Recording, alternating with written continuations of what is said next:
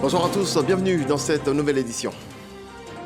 Ce journal va démarrer à la présidence de la République. Le vice-président Timoko Melie Kone échange avec le président de la Banque asiatique d'investissement pour les infrastructures.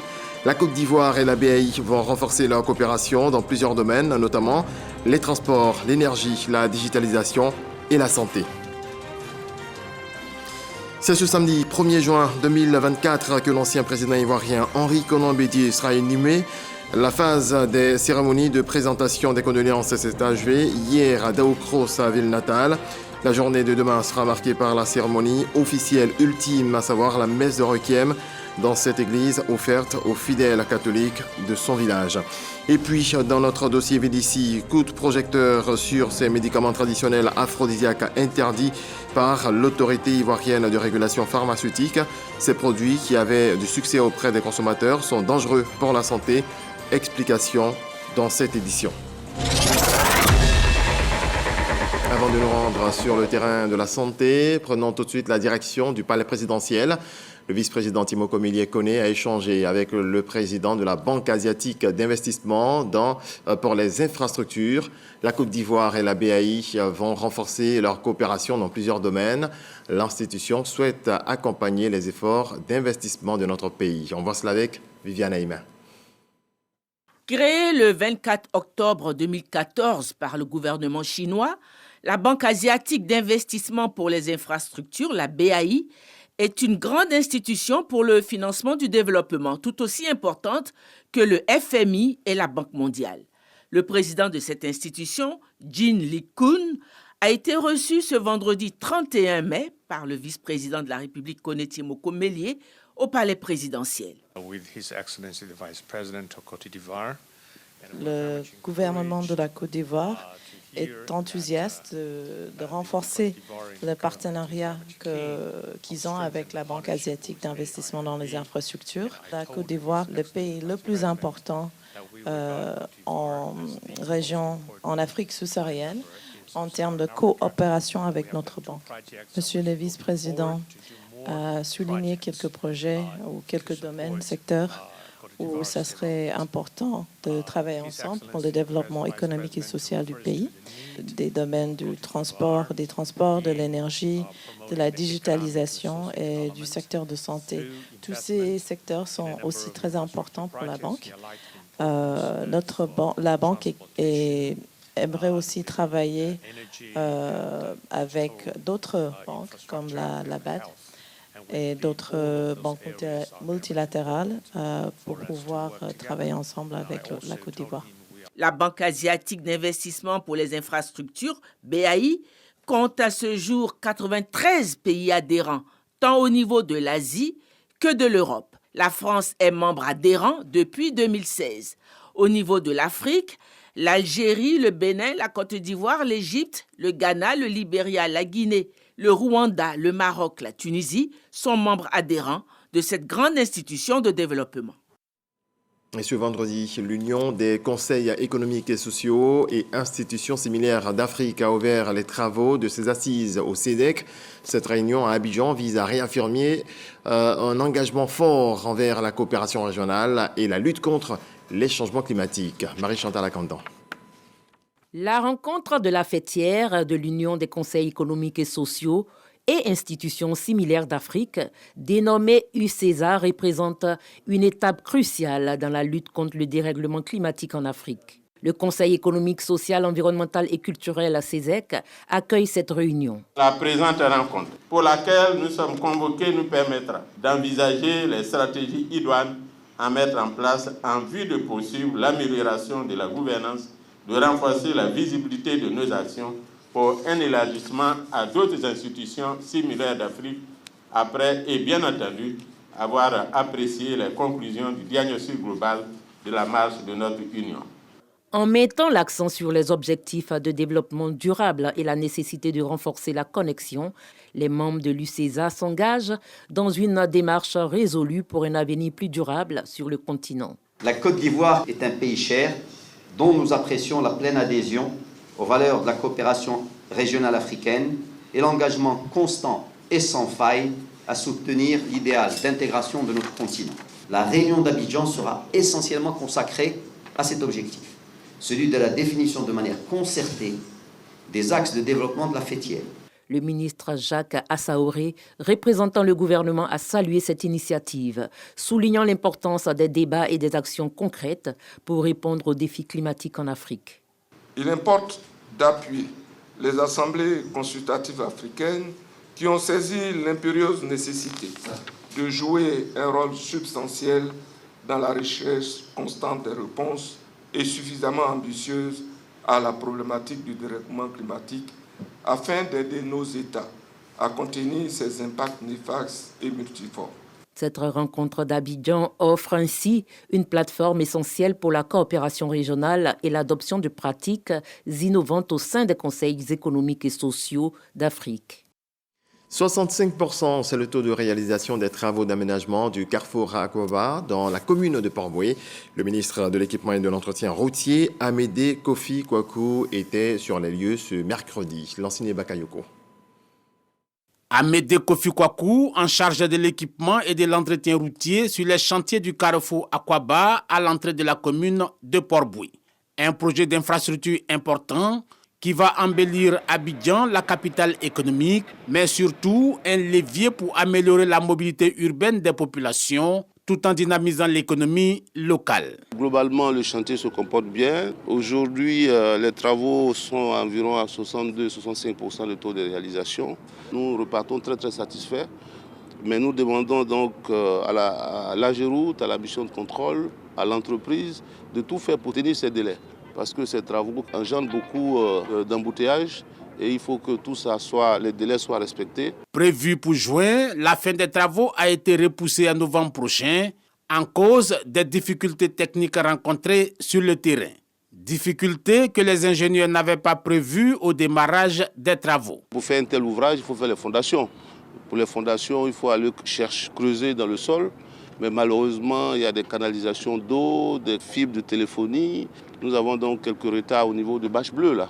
Donc il y a les pieux des ouvrages qui doivent être faits, mais qui ne peuvent pas l'être pour l'instant, parce qu'il y a des réseaux qui ont été découverts. Les travaux comprennent la construction d'un ouvrage principal à dalles nervurées, l'aménagement d'un carrefour giratoire à 3 voies, ainsi que des raccordements aux 4 axes principaux. De plus, des parois en remblai renforcées sont mises en place pour soutenir les rampes d'accès. Le projet coûtera environ 30 milliards de francs CFA. La réalisation d'un autre ouvrage est également prévue dans le cadre du tracé de la ligne 1 du futur métro d'Abidjan. Je le disais en titre, c'est ce samedi que l'ancien président ivoirien Henri Konan Bédié sera inhumé. Ce sera après une messe de requiem pour le repos de son âme. La phase des cérémonies de présentation des condoléances s'est achevée hier à Daoukro, sa ville natale. Charles Tatou. Ceux dont les passages ont bouclé sont les membres de sa famille politique, PDCI-RDA, les Oué des régions du Guémon et du Cavali, les Yakuba et Toura de la région du Tonkpi. Les fortes délégations de ces 3 régions sont venues en tenue traduisant l'identité culturelle des peuples du district des montagnes. Ils ont été suivis des peuples du district des lagunes, dont la délégation avait à sa tête le ministre des Eaux et Forêts, Laurent Tchagba. À la suite de ces 2 districts, les peuples Koulango, Abron et Lobi, des régions du Gontougo et du Boukani, composant le district du Zazan avec 2 sièges de royaume. Les délégations dépêchées par les 2 rois, notamment le roi d'Hébron et celui de Boukani, ont donné un vif éclat aux cérémonies du jour 4 et même gratifié l'assistance des spectacles de pratique des us et coutumes à Caen. Nous avons fait jouer la tradition parce que le président Bédié est un homme exceptionnel. C'est tout le Zanzan rassemblé qui est venu pleurer ce grand homme qui nous quitte et pour qui nous avons beaucoup d'admiration. Je voudrais, au nom du peuple du Zanzan, présenter toutes nos condoléances à la famille éplorée. Le comité local d'organisation des obsèques à Daoukro témoigne sa gratitude. Je voudrais dire merci. Merci à tous nos frères, merci à toutes nos sœurs qui sont déplacés pour venir soutenir la famille, soutenir Mme Bédié et ses enfants, soutenir la famille Kwazan et toutes les familles alliées. L'ancien chef d'État Aimé Henri Konan Bédié sera inhumé dans la plus stricte intimité familiale. En politique, on s'arrête sur cette rencontre d'information d'échange des militants de Sakassou dans la région de Gbeke. Éric Ogoré. Membres du directoire, secrétaire exécutif du RHDP, secrétaires départementaux, responsables de zone en séance de travail pour le parti des oufouettistes. Projection sur 2025. Le RHDP affine déjà ses stratégies pour faire face aux défis à venir. Le directoire a donné la feuille de route des coordonnateurs régionaux et la coordination se met au travail. L'une des recommandations qui est sortie de cette réunion, c'est de préparer le recensement électoral qui va être lancé très bientôt par la commission électorale indépendante. La restitution de la rencontre des instances d'encadrement, l'état des lieux de l'enrôlement militant, la préparation de la révision de la liste électorale, entre autres, ont été les points abordés. Mettre les militants au même niveau d'information avec ici les militants du RHDP et responsables politiques de Sakassou. Ils ont le soutien des cadres de la région. Les messages portés ont consisté à situer les enjeux de demain. Demain n'est pas loin, c'est 2025. Et politiquement, tout Ivoirien sait ce que représente 2025. Le coordonnateur régional du Gbeke, Assaoré Jacques, invite les militants à être mobilisés. Nous allons travailler ensemble pour que le président de la République soit élu au premier tour en 2025. C'est l'objectif qu'on se fixe. C'est pour cela qu'on commence à travailler très tôt. Le rassemblement des oufouettistes pour la démocratie et la paix RHDP se prépare pour les futures échéances électorales. Aucun détail n'est à négliger, a conseillé Assaoré Jacques. Le RHDP donc sur le terrain. Soro Mamadou est désormais le président du mouvement Agir Ensemble. Il a été investi le week-end dernier. Sa mission, œuvrer pour la victoire du RHDP à la présidentielle de 2025. Abou Sanogo. Soro Mamadou est désormais le président national du mouvement Agir Ensemble. Il a été investi récemment, ainsi que le bureau exécutif. Ce mouvement a pour mission de conquérir toute l'étendue du territoire national pour la victoire du rassemblement des oufouettistes pour la démocratie et la paix lors des prochaines échéances électorales. Nous allons investir le terrain, nous mettre au travail, parce que nous savons qu'il y a des joutes importantes qui nous attendent d'ici l'année 2025, qui est une année électorale. Et le mouvement Agir Ensemble entend jouer son rôle aux côtés du RHDP et des responsables du parti. La cérémonie d'investiture du président et du bureau du mouvement Agir Ensemble a été rehaussée par la présence de hauts cadres du RHDP qui ont félicité et apprécié cette initiative. Vous avez un rôle essentiel et soyez fiers partout où vous êtes de dire, quand on dit que le président fait des ponts, le président fait ceci, vous dites que c'est vous aussi vous, parce que c'est vous qui au quotidien travaillez pour mobiliser les ressources importantes pour permettre au président de travailler. En tout cas, bravo, félicitations et nous comptons sur vous. C'est un acte à saluer. Dans cet acte, les agents des impôts s'engagent aux côtés du parti, du RHDP, pour promouvoir l'action publique du président de la République dans l'atteinte des objectifs au programme La Côte d'Ivoire solidaire. 41 coordinateurs régionaux ont reçu leurs différentes feuilles de route pour mener à bien leur mission sur le terrain pour la victoire du RHDP. Le mouvement Agir Ensemble a été porté sur le fonds baptismaux le 15 juillet 2023. Son but, constituer une force de proposition et d'action concrète pour le rayonnement du RHDP. On ouvre à présent la page santé à Genève en Suisse avec le forum de haut niveau sur la couverture sanitaire universelle et le financement de la santé, un panel organisé par la Côte d'Ivoire avec son partenaire, le Fonds mondial de lutte contre le sida, la tuberculose et le paludisme. Plusieurs ministres en charge de la santé ont préparé cette plateforme de partage d'expériences. Hugues Hervé Blé. C'est un panel qui accueille du beau monde, organisateur des échanges consacrés aux initiatives africaines en matière de couverture sanitaire universelle et son financement durable. La Côte d'Ivoire et le Fonds mondial de lutte contre le sida, la tuberculose et le paludisme. Présents à ce panel en marge de la 77e Assemblée mondiale de la santé, les ministres de la santé de l'île Maurice, de la Tanzanie, du Malawi et de la Zambie. tout en soulignant la complexité des nombreux défis auxquels sont confrontés les systèmes de santé africains. Ils ont mis en exergue la nécessaire ingéniosité pour y faire face et assurer aux populations des soins de qualité. Si vous allez en Tanzanie ou dans les services essentiels, les services d'intervention de santé publique, y compris les services de télévision de vaccination contre le VIH, sont fournis de manière égale dans tous les établissements de santé privés. Eh bien, vous ne pouvez pas réaliser tout cela sans une collaboration internationale. Les co-organisateurs de la rencontre de Genève ont, tout comme leurs nombreux invités de marque, évoqué les approches efficaces pour atteindre la couverture sanitaire universelle pour tous.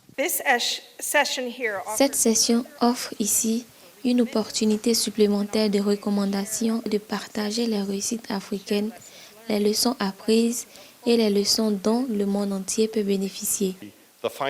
Nous ne pourrons pas vaincre le VIH, la tuberculose et le paludisme si les pays ne mettent pas en place des systèmes de santé complets, intégrés, inclusifs et centrés sur les personnes. Il est essentiel d'identifier les défis multiformes auxquels nous sommes confrontés dans la réalisation de l'objectif de la couverture sanitaire universelle en Afrique, en partageant des informations sur les obstacles rencontrés et les solutions innovantes développées, y compris les réformes politiques. Le panel de haut niveau de Genève a permis un échange ouvert d'idées et de stratégies sur les questions du personnel de santé, les chaînes d'approvisionnement, les infrastructures, en point de mire des avancées notables en matière de couverture sanitaire universelle en Afrique. On en vient à notre dossier. Il se nomme Atoté et la paix Konyomuso Yako, des noms affichés sur des médicaments dits traditionnels aphrodisiaques 100% naturels. Ces produits sont désormais interdits par l'autorité ivoirienne de régulation pharmaceutique qui déclare qu'ils sont nocifs pour la santé. Serge Coléa, dans notre dossier Vidici, a cherché à comprendre son reportage.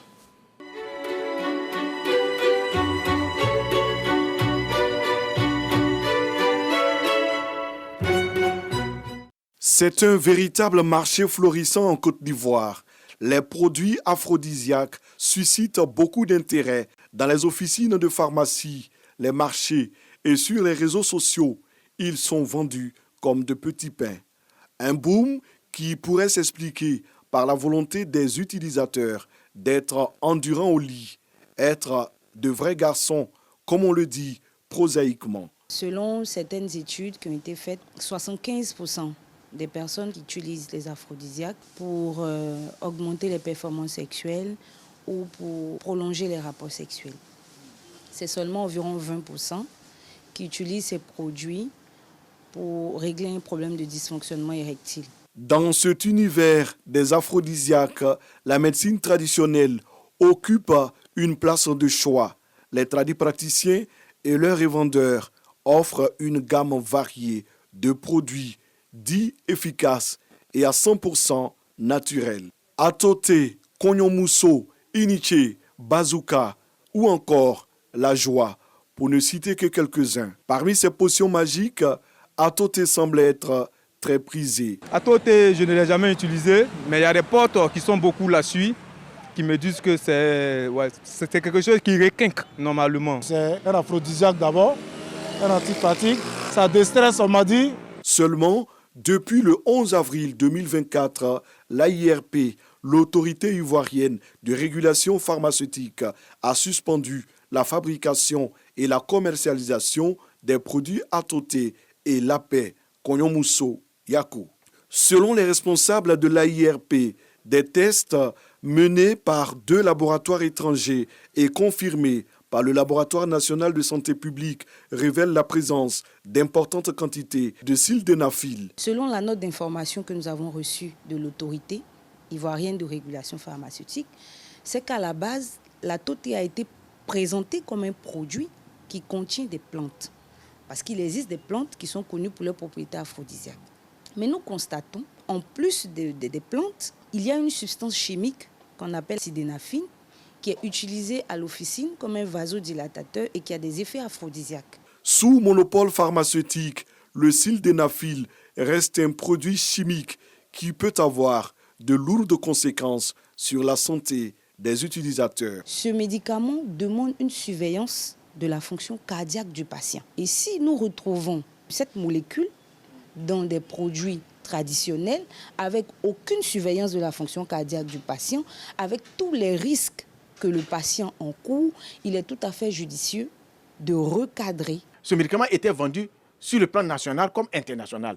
Mais si on me dit que le médicament comporte des produits chimiques, l'État a raison de pouvoir prendre ses dispositions. Parce que j'aurais appris qu'il y a des gens qui ont été en érection durant pratiquement 2 à 3 jours. Ce n'est pas bon, ce n'est pas normal. Selon les spécialistes de santé, la consommation de ces produits frélatés surdosés au sildenafil entraîne des AVC, des crises cardiaques et même la mort subite. On allait sur les grands marchés vérifiés. Quand nous analysons les produits, nous trouvons qu'il y a des produits qui contiennent des métaux lourds, on a du mercure, du plomb, qui sont même de donner des cancers, des insuffisances rénales, vous avez les insuffisances cardiaques. Il y a beaucoup de pathologies qui guettent le secteur. Au niveau du programme national de promotion de la médecine traditionnelle, les campagnes de sensibilisation se multiplient pour éviter la fabrication de produits dangereux et frélatés. Le programme met l'accent sur les bonnes pratiques de fabrication de médicaments traditionnels. Déjà, nous prenons l'engagement de ne pas accepter que des gens mettent des substances autres que naturelles dans leur préparation. Sinon, notre médecine traditionnelle va disparaître. On demande aux tradipraticiens de faire analyser leurs médicaments. Oui. Bien sûr, nous n'avons pas totalement les médicaments comme ceux des pharmacies. Mais néanmoins, l'État nous demande d'analyser nos médicaments. Et nous demandons aussi à l'État de Côte d'Ivoire aussi de nous aider à pouvoir analyser nos médicaments. Atoté et Konyomousso suspendus, c'est toute une chaîne de production et de distribution qui se voit ainsi menacée. Les fabricants ont cessé toute activité et préfèrent ne pas se prononcer pour l'heure. C'est de vraiment exhorter les tradipraticiens à exercer dans la légalité. Dire aussi aux tradipraticiens que nous ne sommes pas contre la médecine traditionnelle. Nous faisons le contrôle qualité des produits. Voilà. Donc quand nous contrôlons les produits, et il s'avère que des produits ont des substances qui n'ont pas été déclarées par le fabricant, forcément c'est un faux. Et il n'y a pas que Atoté, c'est parce que Atoté est connu. Plus d'une trentaine de produits sont dans le viseur de l'autorité ivoirienne de régulation pharmaceutique. Objectif de toutes ces mesures, protéger la santé des populations. Voilà, médecine traditionnelle, ces produits aphrodisiaques jugés dangereux, un sujet signé Serge Collier. À l'issue du séminaire relatif aux avancées de la recherche et de l'enseignement de la physique en Côte d'Ivoire, 3 lauréats sont récompensés pour leur apport constructif au développement de la physique. Ils ont reçu leur prix ce jeudi au siège de l'ASCAD à Cocody. C'est Forazegui. Sur une vingtaine de candidats ayant postulé à l'appel d'offres de l'ASCAD relatif à la transition énergétique et climatique, 3 porteurs de projets innovants ont été primés. J'ai présenté une communication sur un générateur à aimant permanent. C'est un générateur électrique que nous avons construit dans notre laboratoire. Alors, ce générateur il peut être utilisé à plusieurs niveaux. Il y a d'abord ce qu'on appelle l'énergie éolienne. Il peut être utilisé sur les éoliennes, mais aussi il peut être utilisé à partir de l'eau aussi. L'idée est de faire la promotion de l'enseignement de la physique, mais également de mettre en avant les prouesses réalisées par les chercheurs ivoiriens. Nous tenons beaucoup à ce programme et nous faisons tout, malgré nos maigres moyens, de faire en sorte de révéler au public, justement, comme il disait, ces talents-là. Et je vous assure que nous partons ici avec beaucoup d'espoir. La Côte d'Ivoire comporte beaucoup de talents. Des gens vraiment... Mais il faut... Et je terminerai en disant que les détecter, ce n'est pas suffisant. Il faut les mettre en action.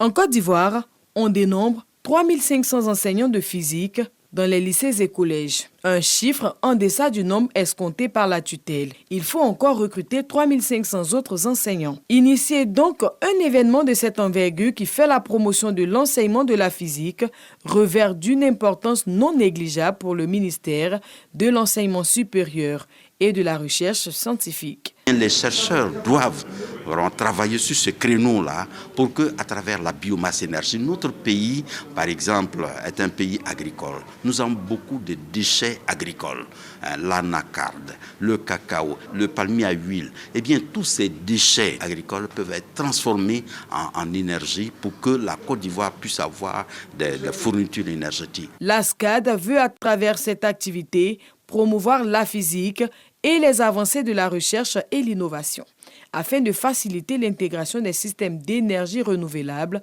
en Côte d'Ivoire. Les consultations nationales sur le protocole de la ZLECAf, zone de libre-échange continentale africaine, concernant le commerce électronique, ont débuté ce mercredi à Abidjan. Objectif, présenter, discuter et recueillir les avis des parties prenantes sur les aspects du protocole relatifs aux produits numériques. Jean-Marc Adjadji. Tous les aspects du protocole de la ZLECAf, la zone de libre-échange continentale africaine sur le commerce numérique, seront passés au peigne fin. Les identités, paiements numériques et les notions de sécurité en ligne sont au nombre des annexes à traiter par les acteurs institutionnels et entreprises de e-commerce ivoiriennes. L'e-commerce en Côte d'Ivoire a enregistré une croissance annuelle impressionnante de plus de 30% en 2023, selon des experts. Nous ici, il s'agira pour nous de voir comment adapter nos dispositifs. Quand on parle de dispositifs, il faut comprendre par là que ce sont les mécanismes législatifs, adapter nos lois, adapter également aussi nos manières de faire aux contingences de relations avec d'autres pays. Et c'est là toute l'importance de pouvoir nous retrouver. L'un des enjeux majeurs, c'est la protection du consommateur. Aujourd'hui, avec l'avènement des réseaux sociaux, nous avons des entreprises qui se développent de façon informelle sur les réseaux sociaux. Et il faut des tests pour contrôler ce marché-là, ce marché virtuel-là, la qualité des produits, la qualité des prestations qui sont offertes. La Côte d'Ivoire, à l'instar des autres États africains, doit organiser des consultations nationales pour examiner les annexes du protocole sur le commerce numérique avant la prochaine session en juin 2024, selon le programme de la ZLECAf, la zone de libre-échange continentale africaine. On fait un tour à Médine, en Arabie Saoudite, où sont arrivés les premiers pèlerins ivoiriens. Une fois les valises posées, place à la visite des symboles de la ville, ponctués par des prières. Issa Tchonayo, envoyé spécial. Médine, mosquée Nabawi. C'est ici que repose en paix le prophète Muhammad. Cet espace situé dans l'enceinte de la mosquée, où se trouve sa tombe, est très prisé par tous les pèlerins venus des 4 coins du monde. Les pèlerins ivoiriens de passage à Médine ne manquent pas l'occasion de faire les invocations et adorations à la Raouda, espace entre le lieu de prière et la maison du prophète. Tous les pèlerins qui sont venus, nous tous on veut rentrer dans la Raouda pour aller faire des unités de la prière, faire des zikrs, faire tout ce que tu peux faire comme les invocations. Pour les responsables de la délégation ivoirienne, ce lieu est hautement symbolique. La discipline est très importante puisqu'on rentre dans la mosquée du prophète sallallahu alayhi wa sallam. C'est très important, il faut être discipliné. Vous voyez que les Ivoiriens, on s'est regroupés tout à l'heure à l'hôtel, alhamdoulilah, sans problème, et puis nous sommes venus sans problème. Après la mosquée Nabawi, d'autres lieux tout aussi saints sont visités. La première mosquée, Kouba, construite par le prophète après son exil. Le champ de bataille féroce entre les musulmans et les mécréants lors de la pénétration de l'islam. Et bien d'autres sites font l'objet de curiosité des pèlerins. La mosquée Kouba, qui fut la toute première mosquée qui fut construite en islam. Dans cette mosquée, il est conseillé d'effectuer des rakats.